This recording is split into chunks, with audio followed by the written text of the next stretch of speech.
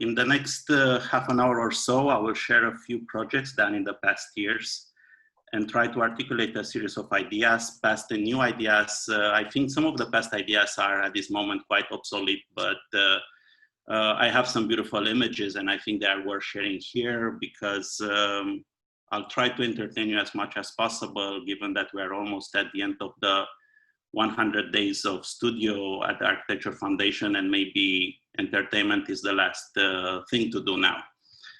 I run a minuscule office out of Toronto. I'll say that 90% of the work that we have done is design competition based. We share the same anxieties as many other young, small offices: how to find a client, how to work on a large, and by large I mean meaningful project, how to avoid being bogged down into a never-ending kitchen renovation. We prefer to work on very large projects that definitely dwarf the size of our office. I will say that the bigger the project, the better. We find pleasure in working on enormous sites, and I think pleasure comes out of being immersed into the city and its absurdity, and trying not to make sense of it, but to participate in it and maybe to amplify it. In some of the early projects, we have tried to articulate clear, simple ideas in an effort to become economical, but also evocative. A simple street running in the middle of the site becomes the base strategy to organize 3 million square feet of program. Small, medium, and large buildings are kept at the same height, and hence the large one extend further back and create unexpected spaces across the site. In the more recent years, we have lowered our point of view from that of the omnipresent master planner to that of a landscape builder. It is the point of view that recognizes and celebrates chaos as a field of meaningful energies. Our projects have become increasingly uncomposed. Buildings are simply placed on site according to loose ideas that correspond to certain site realities. The buildings would change their position at any moment and all the way up till the deadline of the project. I think it's also worth mentioning here our preference for working with physical models. We appreciate physical models, especially working models, draft iteration, because they allow for meaningful mistakes. We find and make new buildings in a process. Here is a collection of objects. They were found in the office. Objects that can be hauled. Objects that can be buildings, if one is willing to engage in unexpected architectural translations. So what is a building? What is architecture? It's functional architecture. Where does the translation and identity of everything begins and stops? We are interested in this ambiguity. A warming hat is a piece of fun clothing. In certain cases, the found objects are very clear. Here is a series of cars arranged in a pile, some sort of demolition derby. This is a proposal for Coachella Music Festival, one of the many pavilions that are supposed to entertain and intrigue the guests.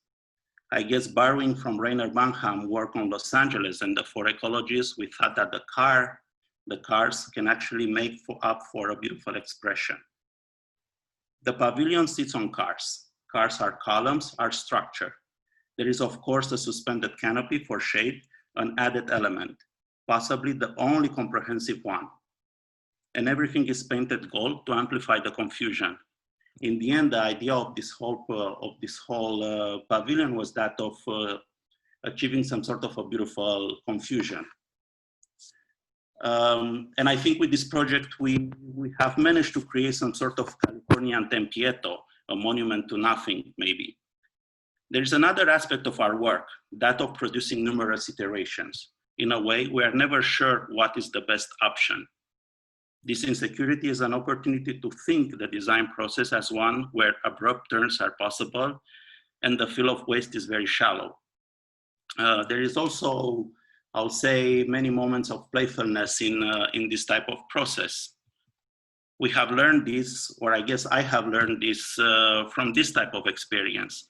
The best moments at OMA were when Rem would not only be the brilliant editor, but also the child playing around. He could be immensely entertained with objects that could be buildings.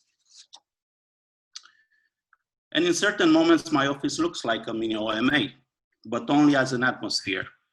I even work with people that wear glasses and can smile among blue foam models, just like Rem. But all jokes aside, I think I'm very much interested in the idea of play that I have previously mentioned. We have worked with the architectural foundations 10 years ago. We are finalists in the Algate landmark competition. In 2010, we didn't know what makes a landmark. Today, it's the same. What makes a landmark, how to design a landmark, which is an even more tedious design task, probably the most tedious design task. For Algate, we have engaged in a play, some sort of a Dada collage exercise.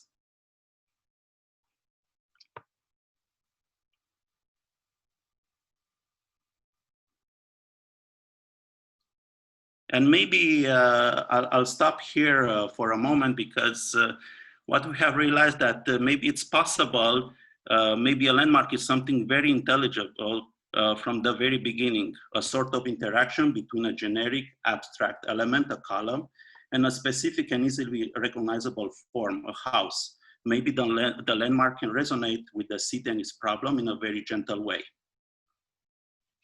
At the base, the landmark is not much, almost not present. It has minimal footprint. It does not take very much from the public space.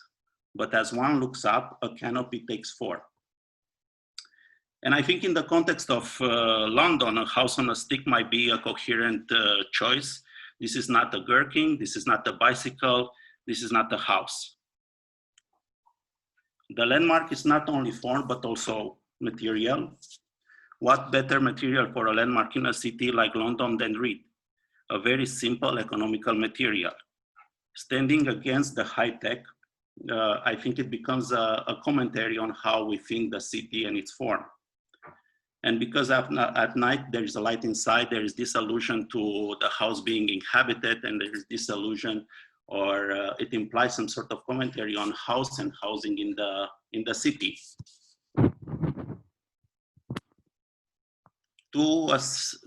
Throughout all of our projects, we have looked at how form can be accommodated in the city. Here is a proposal for the renovation of the circus in Riga, where a couple of things are being kept, such as the cupola and the front facade. And we have thought about the projects, and in general, we think about the projects as a collection of elements. Each one of them is treated in an almost singular manner, but they come together as an eclectic composition, trying to address not only urban issues such as how colonnade forms the face of a project, but also how does one express a circus? This is maybe a mask. And at the same time, there is an interest here to work and organize the public space and to somehow use the publicness to invade the whole building by having public spaces suspended up in the air. And then the form and its power to evocate things, it's a way to kind of to mediate how does the inhabitant of the building interacts with the public space. Obviously, we have, or I have some sort of interest in red as color and in red projects. Here is a house that has no windows because it has a very large skylight. It's I'll say it's a very, very boring form. Towards the back of the side, it opens up a little bit in order to somehow establish a moment of connection with the outside. This is actually the first sketch for a house that we have tried to propose in Toronto in a very posh neighborhood, you know, a moment of paradise in Toronto, if you can afford it. We have proposed a concrete box that somehow starts to be worked out with the different movements in order to accommodate the circulation and entrance. Some people say that this is a very ugly house, and I'll take that as a compliment. But the house, in the end, it tries to somehow enter into a dialogue with the context itself and maybe be like the context. It's a stack of 3 plans, and as you move up into the house, you kind of explore from a labyrinthic configuration all the way to a very simple and open room. And again, the house as a one single space where the objects can interact with themselves and the space can be unified if you want to.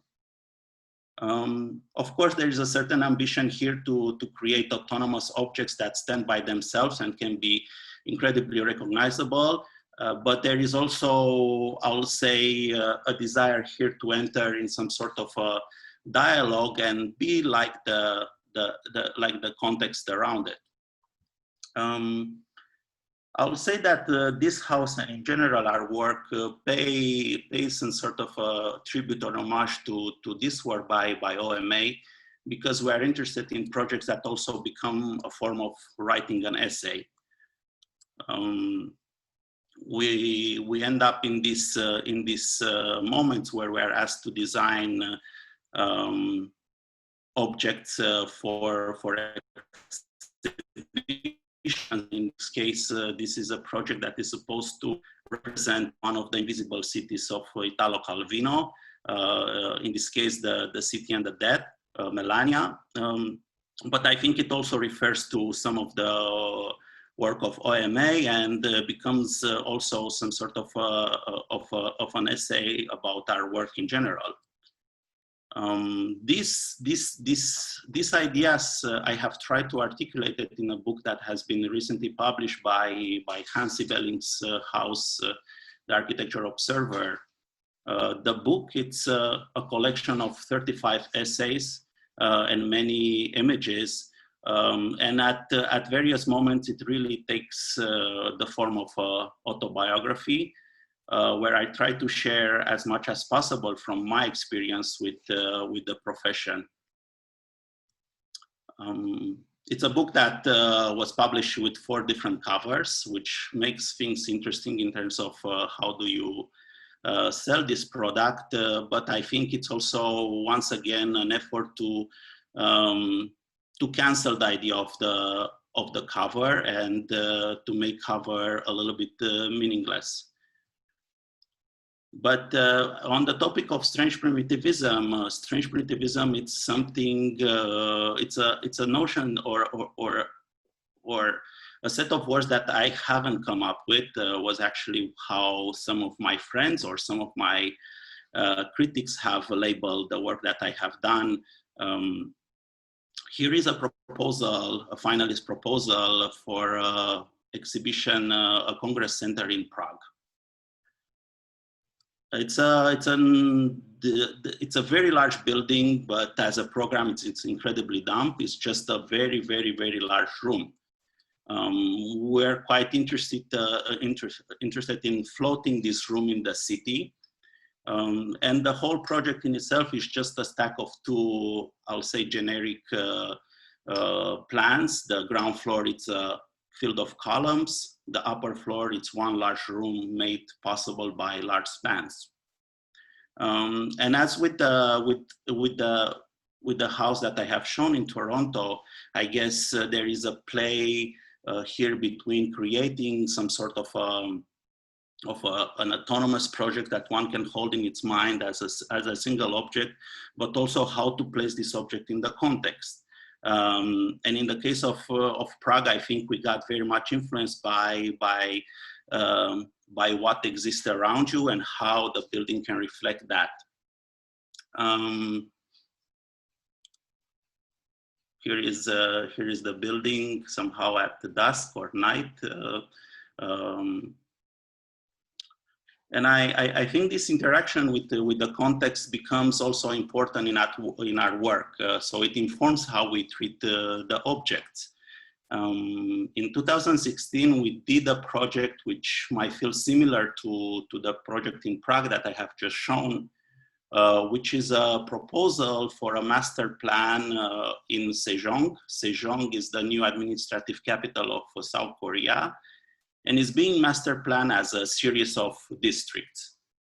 And you can see in here the evolution of the city throughout in the past 15 years. it's a bit scary, but in any case, that scare is kind of also in a way incredibly powerful and incredibly useful when designing. What you see marked in red is the site itself. And what the competition asked, it's the master plan of 10 different museums. And it was quite interesting because, I mean, again, on the absurdity of our profession and the absurdity of building a city, some of the program or some of the museums were labeled as medium-sized museum, small-sized museum, right? So there is no specific program for them. We thought it would be interesting if we take the 10 museums and we really pack them into one single building, that all of the objects can live and can interact with each other. We thought that that would make for a way more interesting expression and a way more interesting experience and learning experience than actually behaving in a classical way.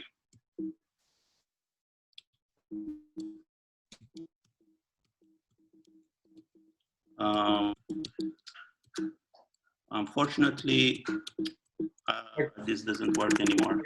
By clicking on the screen, Adrian? Yeah. Okay, cool. Perfect. Just to gather my thoughts right now, what we have put forward as a design proposal is it's a room that it's open and where all the objects can be together. And that has opened up another opportunity in terms of how does one organize the objects inside. And while one can organize them in blocks by institution, one can think about objects that can be organized based on morphology or based on scale, that at one end of the space you'll have the small objects, and as you move through the space you'll get to the larger ones, or that they can be organized in terms of colors. And then the building itself doesn't really take any type of form or of a special form. The most iconic form is its footprint, which is an offset of 30 meters from the limits of the site in order to meet the open space requirements. And every 30 meters there is an entrance into the museum. This is based on the fact that in South Korea you don't have to pay for an entrance, so you can have multiple entrances into this space, and in a way every entrance is equal to the other one. And here is the building itself in the middle of the city. And as a scale comparison, I think here is how the National Museum sits against the other big museums around the world. But there is here again, I think in my work I'm constantly moving from things that might feel very iconic to things that almost disappear, or they don't have any sort of expression. One last project that I will show, it's a competition, again a finalist competition proposal. We are some sort very good at getting into finals, and that's about it. Here is a proposal in Montreal, along the St. Catherine Street, which is the location of the gay village in Montreal, a project for over 1,000 meter long installation. We have proposed here a sort of invisible structure that will float above the street. It is a canopy. And I think what we're interested here is actually how to create a maximum effect with a minimum appearance. The whole project, it's a play on working with air and how to float things above the street. This is also, of course, a project that tries to to stay in line with some of the work of Michael Rakovitz on how to hack certain infrastructures in the city and make out of them space for inhabitation. Of course, in the case of our project, this is Michael Rakovitz on steroids because we're really trying to shelter a whole entire street. And I think along with that, this project also, it's another expression of one of our interests that comes of the work of Haus Rucker, that of having some sort of amnesty for the present and actually proposing on the site elements that actually don't alter so much the physicality of the space. More than that, they allow for more things to happen. So banal things such as a McDonald's sign are being praised and kept as part of what makes St. Catherine Street. This is a view at night, and to me, this view it's actually one of my favorite views of the project, in the sense that the project almost doesn't exist. The project allows, once again, from here, allows for unexpected things to happen, and maybe, you know, at the end of the line there is some sort of a way to reflect on what is public space. Beyond this, I think the project also becomes something that I am very much interested in the sense that how a project starts to perform, how a project basically starts to react to its environment and becomes a commentary on the environment itself. So the whole project is split into 30 meters long segments, and at the apex of every segment there is a black tube, and actually this black tube has the function of warming up the air inside and creating a buoyancy. So during the winter, the project sits at 5 meters above the street. But during the summertime, it has the capability to buoyancy to move up to 7.5 meters. The project creates a set of different microclimates on the site. And I think that became also incredibly interesting for us, how a project can alter and can extend the moments of inhabitation of the street, especially in the context of Montreal and the harsh winters. During the winter, it shelters the street and can add another layer of warmth. And even more interesting, during the rain, it becomes quite a poetic element in the sense that the water gathers in the middle of right in the center of the installation and becomes almost like a wall of water. And then in our discussions with the consultants, with Transsolar consultants, we have discussed also ideas of shading the street during the summer, and one idea was of creating inside clouds. And to me, again, the project starts to reflect some of our climate anxieties, and also start to reflect how do we perceive in general our presence here, and also how do we think what is inside and what is outside. But ultimately, the project and its form sits within the studies that we're doing in the office and the studies that we do with every project on how form sits in the city. As Elias was mentioning, I'm based in Toronto, and I think Toronto it's an absolutely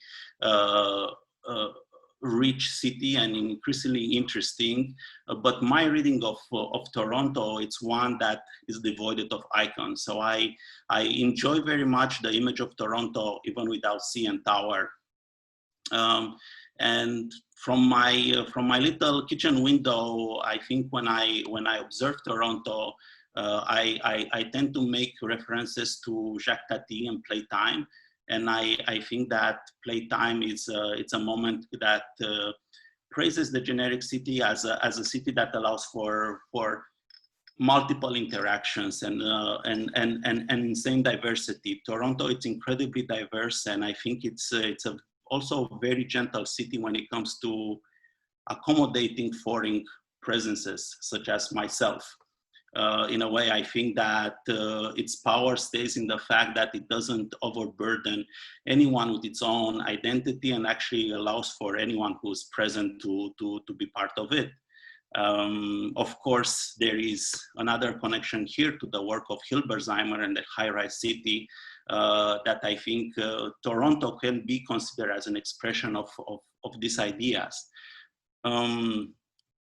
I have explored these ideas as a teacher at University of Toronto, where I'm running a project called New Generics with my students, where we are looking at different elements related in a way to the generic city, but also with what can be a new generic city.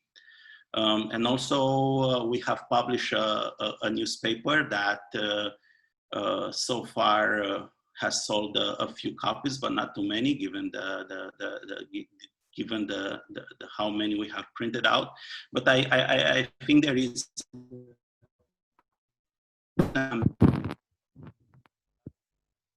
in a more evident way. And I'll conclude here with one maybe very different project from everything that I have shown so far, which is a short movie called The Hero of Generic Architecture, where ideas of genericness that relate to the atmosphere of the generic, the idea of repetition, the idea of authorship are being explored here. I won't show the full movie, which is a 7-minute long movie and can be watched on Vimeo. I'll show here two clips that I think may be tied better into what I have just presented. The first clip, it's a clip on atmosphere.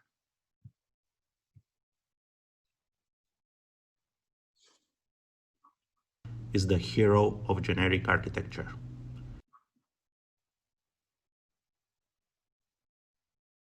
I have seen Hilberseimer Hochhausstadt drawing in person, and it is very soft. This is to say that Hilberseimer was interested in phenomenology.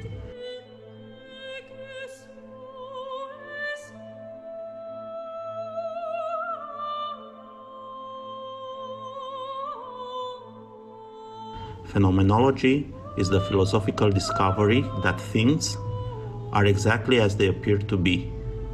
To put it more ordinarily, it is about how it feels.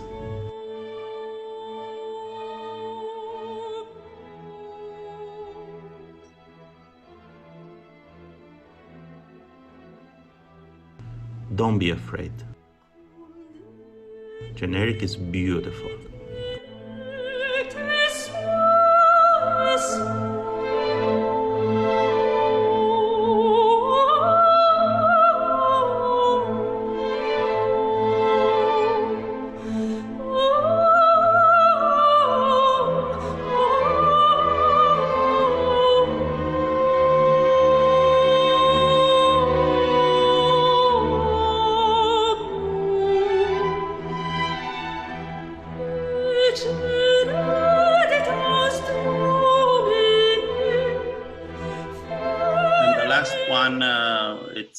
It's a clip on authorship.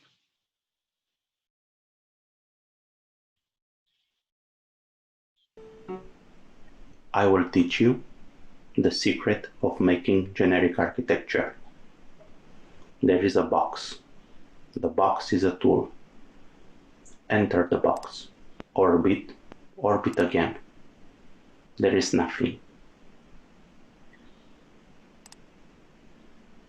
We begin with a square, extruded into a volume with all sides equal. This shape is a cube. This shape allows for the plan to be equal to the facade. It is desirable to achieve this equation. If you like modern architecture, you can leave it as it is. Alternatively, you can give yourself a roof, always pitched.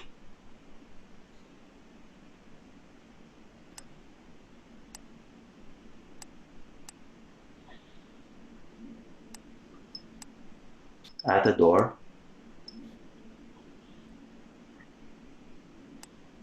add windows, do it in the simplest way.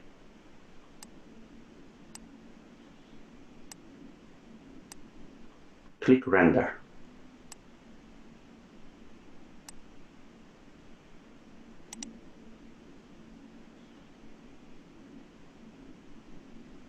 Now, look outside.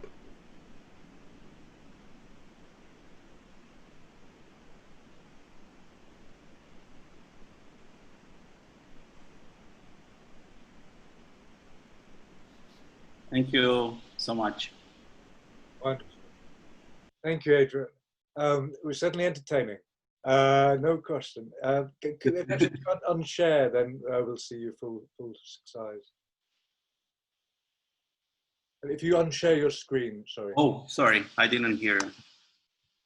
Thank you very much. So if you've got questions or comments, do let us know in the chat box. I mean, Adrian, I was very struck, the house that you showed in Toronto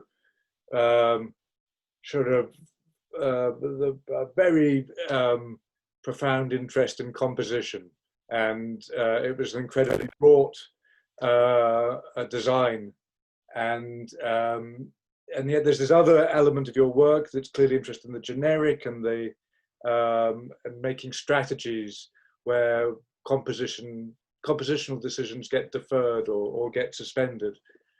How do you relate a project like the Toronto House to the more large-scale work? Is it just purely a difference of scale that requires a different kind of compositional strategy, or if they feel like they embody quite different sensibilities?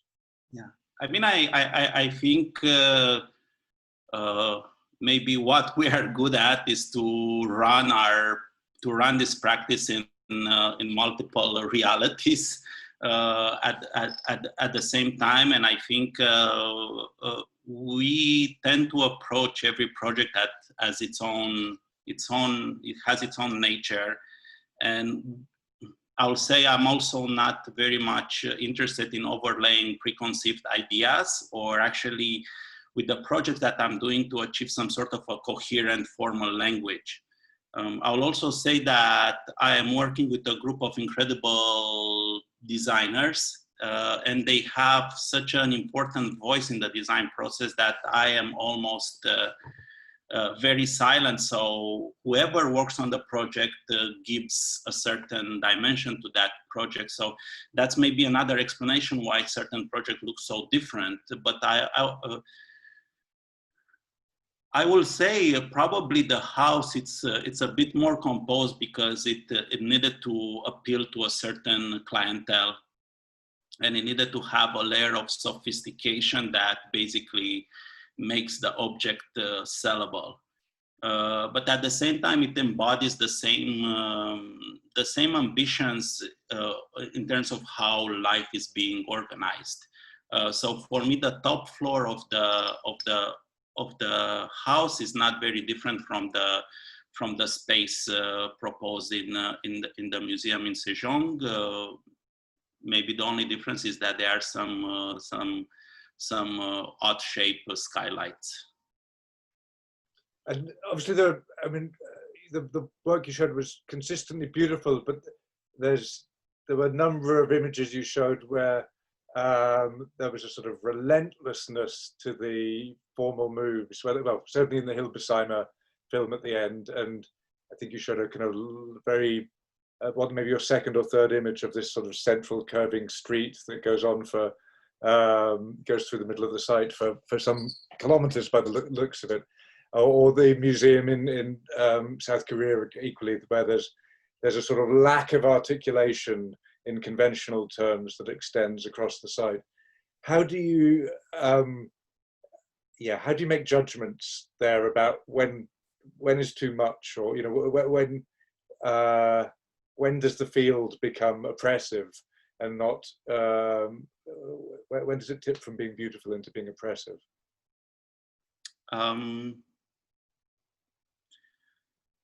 Yeah, that's the secret sauce. not even that. We don't even have a secret sauce. I will say that in a way, all of the projects are also driven by the realities of the project itself. So that's the first limit. And maybe just to reveal a little bit more about our process is that when we start the projects, there are two operations that we do at the same time. On one hand, there is the operation that I have shown with Algate, that there is this data nonsensical collage and investigations and juxtapositions of things on the site. And in parallel, we run exercises where we take the program and we take the mass of the program and we try to see how does it fit on the site and how big it is. So in the end, I think the final product becomes an overlay of these two approaches. In terms of where to, I think we have a sense of limit, and what I think I am very much interested when I look at Hilberseimer is this idea of non-composition, that there is no, let's just say compared to Le Corbusier, where the city for 2 million people is organized in a way that you know where is the head and where is the body and where are the limbs. In the case of Hilberseimer, there is this constant field, and I am absolutely intrigued by the idea of non-composition or avoiding that.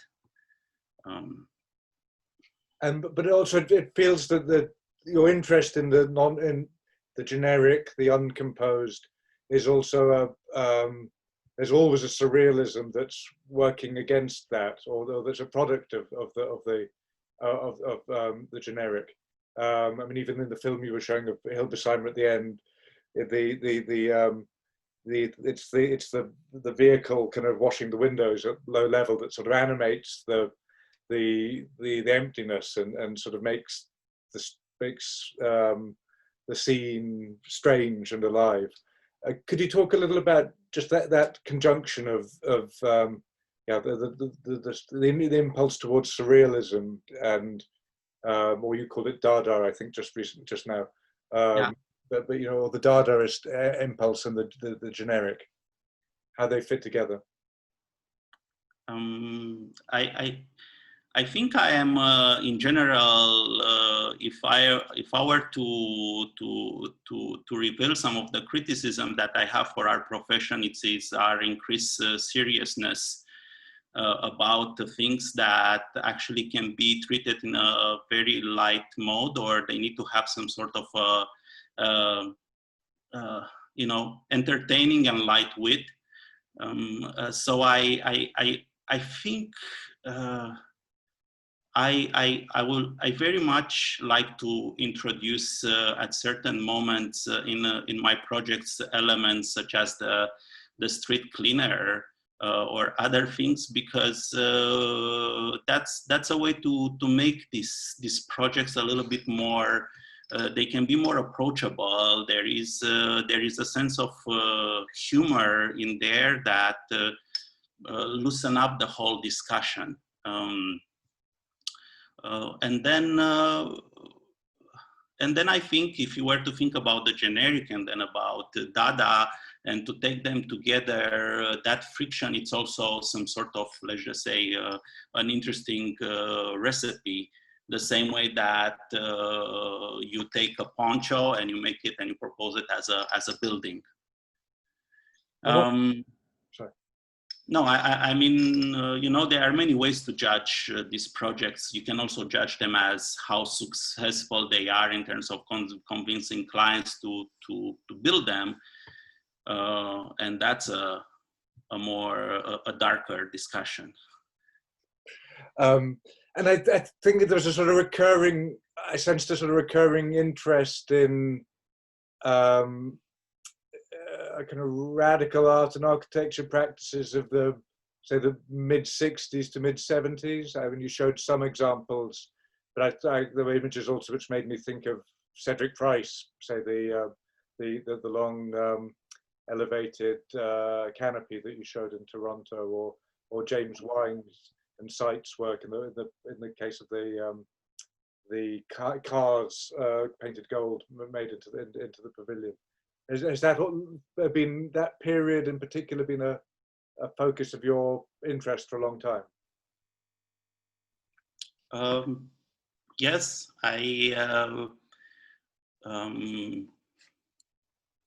you know, sometimes and I'm not trying to promote myself as some sort of an original or somebody that has discovered this, but only after we did the project in Coachella, I discovered the ant farm proposals. But I think we have an affinity for that period of architecture, because I think it's also, and in here I'm again borrowing from some of Rem's readings of our profession. This is also the last period where architects seem to have some sort of a confidence in what they are doing. And I feel that starting with the 80s, 90s, and all the way up until now, there is practice that kind of is transmitted through the projects that I'm seeing. So maybe that's why I am attracted to that period. It's also a period that managed to be incredibly direct and managed to be incredibly efficient, but also very evocative, with minimal moves. And do you, having moved to Canada, do you sense that sort of potential, the optimism and radicalism of that time? Is that something that you find in the native architecture, that you see there's a possibility? I mean, not at all, actually. But I think there is, but there is the potential. It's not, I don't think it's yet happening, but I think Toronto and in general Canada, I think it has an incredible potential of becoming, you know, the next voice, or a very good voice in architecture discourse. On one hand, there is a group of talented people that are practicing in Canada.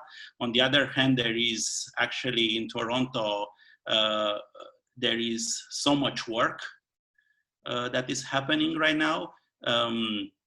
So you have certain ingredients, I guess, like in case the realities of contemporary practice are overwhelmingly driven by being pragmatic. But I think that shouldn't be a problem. I just think we are just not using the right standards or the right generics to build up the city. So this is where I actually see the potential.